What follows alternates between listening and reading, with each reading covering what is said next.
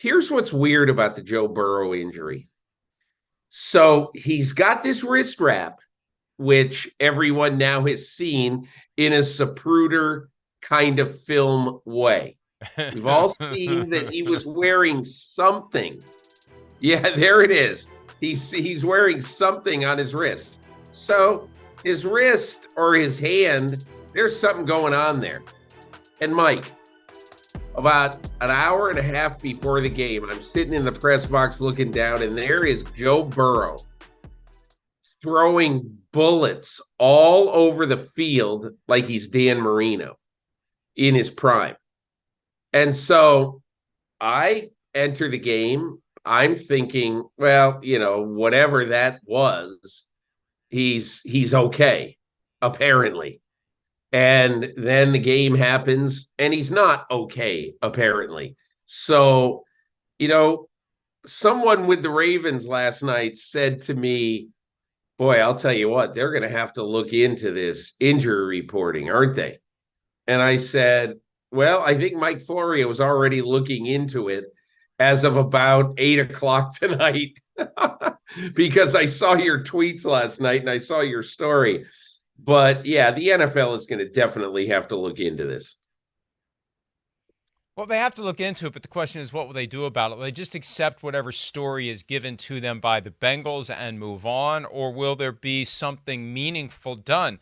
There have been multiple examples this year of violation of the letter and spirit of the injury report. It used to just be they violated the spirit of the injury report. Now they're just flat out not disclosing injuries. The Eagles never put a single time all season long on the report Jalen Hurts' knee injury, even though everybody knows he's got a knee injury. Everybody knows it. And he's never been on the report. Just yesterday, we wrote at PFT about comments from Doug Peterson, the Jaguars coach, and Trevor Lawrence, the Jaguars quarterback, that Lawrence's knee is still injured. He hasn't been on the report since week 8, and his knee is still a problem. So the report, as it currently stands, is worthless and unreliable, and it's just some sort of window dressing to create the impression that there's transparency. Meanwhile, what it means, Peter, and I love and I hate social media because I get a lot of entertainment out of the morons who just don't understand what the issue is, and they want to call you a hall monitor or whatever the case may be. Look, there's a major scandal just waiting to happen because of the fact that 99% of us don't have access to the truth. 1% do. And the 1% can make a nice little pile of money over time by capitalizing on the fact that they know the truth when no one else does. That inside information has value, and these incidents from Hurts to Lawrence to Burrow prove that inside information exists. Now, look, anybody who saw that video Wednesday night and was willing to apply common sense and not think it's some device for using his tablet. That was one of the cockamamie excuses on social media. Oh, it's just a device for using his tablet on the plane. Okay, sure. Go ahead and think that. But at least we knew, there's the Zapruder version, at least we all knew something was amiss and we could have acted accordingly if and when we were betting on the game. And yet again, I say, thank God I have no inclination to wager my hard-earned money, or soft-earned money as the case may be, on these games. Because, number one, you never know what's going to happen. And number two, only a select few know the truth. Yeah, and I will bet you right now, Mike, that the Bengals will bring out video of him throwing the ball around like he's Dan Fouts or Dan Marino before the game and say, see, there was nothing wrong with Joe Burrow. I think that's what they'll say. And what will the NFL say to that? What the NFL should say, obviously, is if a guy at a really important position, or at any position, quite frankly, has a hand brace, a wrist brace, whatever the thing is called, on during the week, he's got to be on the report. Even if you list him as probable, he's got to be probable, parentheses, hand/wrist, end of parentheses. And look, I think you and I will say that teams have been maneuvering and playing games with the injury report forever. But the fact is, it needs to be taken seriously. It needs to be taken more seriously than it has been this season. Exactly, because now gambling is legal. Now the NFL is pocketing millions upon millions from the sports books. The NFL didn't have to do business with the sports books. The NFL didn't have to open up a giant bag and let all the cash possible from the sky fall into it. That goes all the way back to week one when the commissioner was being interviewed by Mike Tirico, and he created this impression that the Supreme Court said we have to be in this space. You don't have to be in this space. The fact that gambling is legal doesn't mean you have to go out and grab every last penny you can get. Now that you are, it makes it more important that there be integrity, not just of the game. We hear that all the time, Peter. Integrity of the game. Integrity of the game. Integrity of the wagering on the game is just as important. The process for people making bets has to be pristine. It has to be like buying stocks. No inside information. No one rigging the system. No one putting their thumb on the scale. No one selling inside information to others, or as they call it in the world of the SEC, not the Southeast Conference, but the Securities and Exchange Commission, material non-public information. I think they don't do anything about it, Peter, because they don't know where to stop, or they don't know where to start, and they don't know where it would end. It's too big of a project. It's too much to do. It's too hard to police it. So they just stick with this bare minimum, and they say that'll be fine, and they just keep going forward, ignoring the problem that they have. And yeah, I agree with you. I agree with you. He was fine. Look at him throwing. He was fine. Well, like I broke something on my mom's when I was a kid, and I glued it back together, and it sure looked fine until I bumped it again, and it shattered everywhere. I mean, that he's fine until he lands on his wrist in a way that looks fairly innocuous, and all of a sudden he can't throw a football. So, yeah, it was fine until he aggravated the injury, the pre-existing injury that they had hidden. And Peter, here's the key fact. He didn't speak to reporters after the game. The only players who are exempt from speaking to reporters after the game are those who have concussions. Just because he has a wrist injury doesn't give him a pass. He should have spoken to the reporters, and the fact that he didn't tells me he either didn't want to lie to everybody, or even worse, he didn't want to tell the truth. Yeah, usually guys don't speak to reporters when they're hurt, and he was hurt last night. And you're right about that, Mike. I don't know what he would have said. And he's probably better for himself and for the organization not speaking. But you can see by that video right there, after he threw his touchdown pass, which, by the way, sailed like a wounded duck, and then he went to the sidelines, he just couldn't throw it anymore.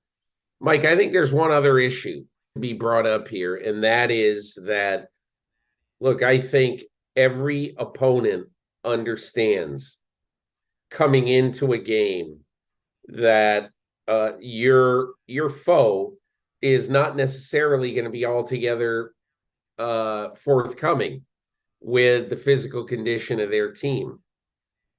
But if there is going to be such a thing as an injury report, and if there is going to be such a thing as trying to be, at the very least, on the surface, honest about the injury report, then it appears to me, unless there is an absolute show during the game last night that you can show me on this particular play, Joe Burrow was injured from scratch, from nothing, then let's talk about that. But the fact is, if he's wearing something on his hand or his wrist coming into the game, then that should be listed at least as if he's going to play, and he's going to play, just put hand, wrist, probable.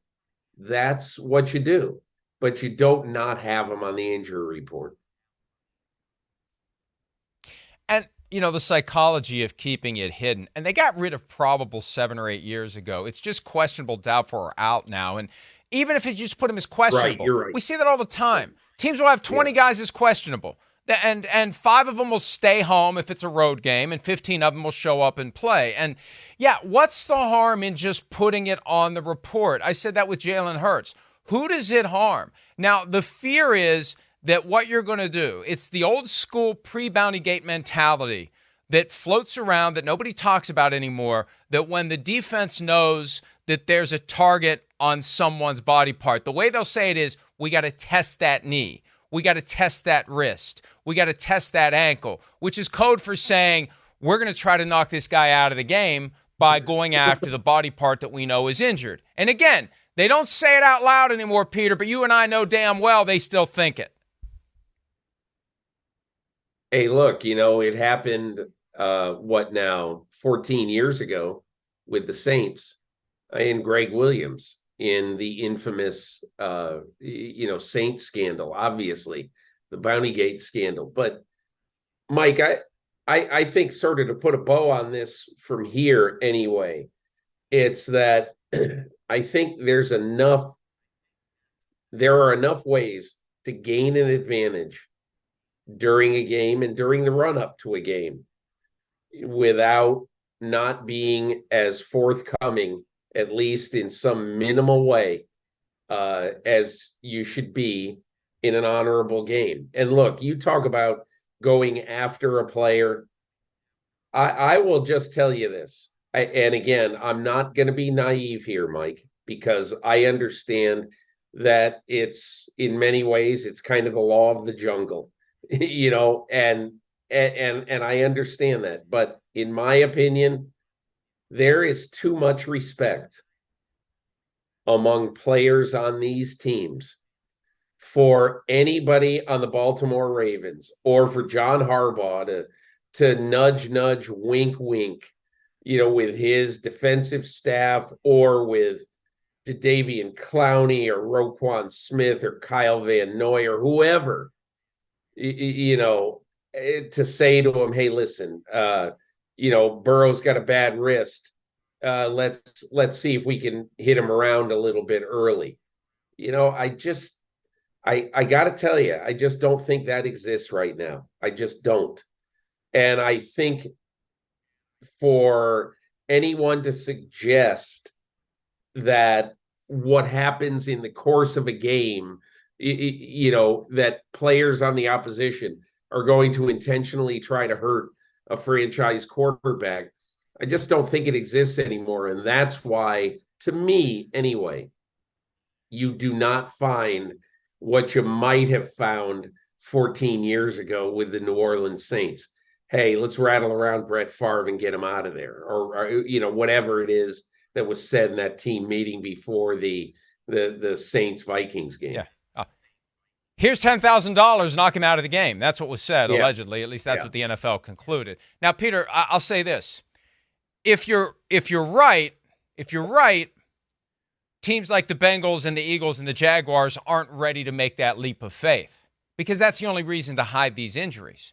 You take away any incentive, and all it takes is one guy who reads the injury report. He doesn't need to be told by his head coach, hey, you know what, there's a target on this guy's wrist or knee or whatever. He reads the report himself, and he's like, all right, well, we'll see how that wrist is. We'll see how that wrist holds up, because there's a separate issue from this idea of intentionally inflicting injury on someone and gaining a very real advantage as it relates to a hard-fought AFC North if all of a sudden a game that you might have lost to the Bengals becomes a 14-point victory, which was 21 points up until garbage time because the team doesn't have Joe Burrow. And that's the way it always was, and it was open. That's what's so weird about it. 50 years ago, it was open. You knock the team's quarterback out of the game, you're more likely to win.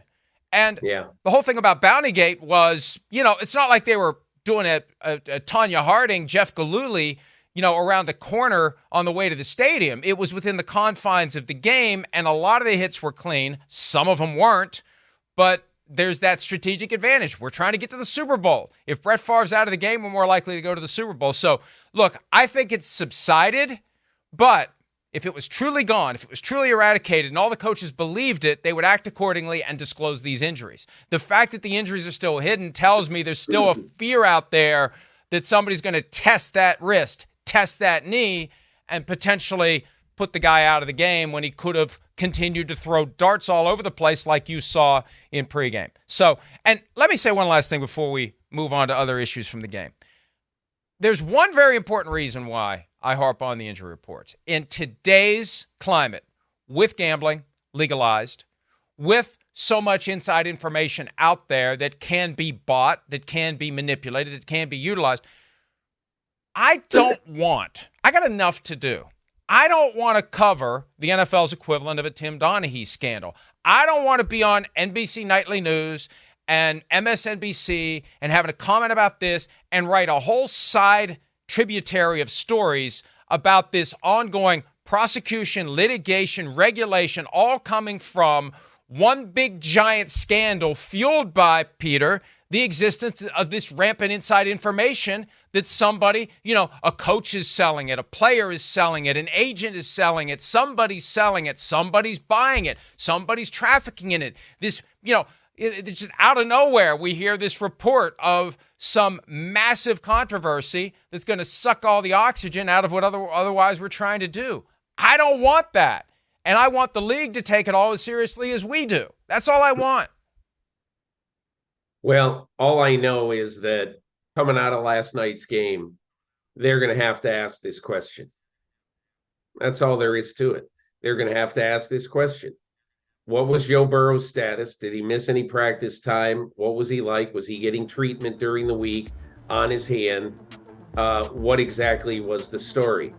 And if the Bengals can point to where he was actually injured during the game, okay, and they can point to a severe and sincere injury during the game, they're going to have to find that. Otherwise, in my opinion, you're right. The NFL has got to jump into this and basically say, stop fooling around with the injury reports. Prediction, the end result is going to be that the NFL will say Joe Burrow took every snap in practice all week. There's no record of any treatment being given to Joe Burrow by the team. The team had no knowledge and no reason to believe that Joe Burrow had any sort of injury, never mind the fact that the team took the video of Burrow getting off the plane with the wrist, posted it, and deleted it. They will make an excuse and move on and give them a stern finger shake, never do this again, because they don't want people beyond the boundaries of the sport to notice what's going on and say, something's not right there.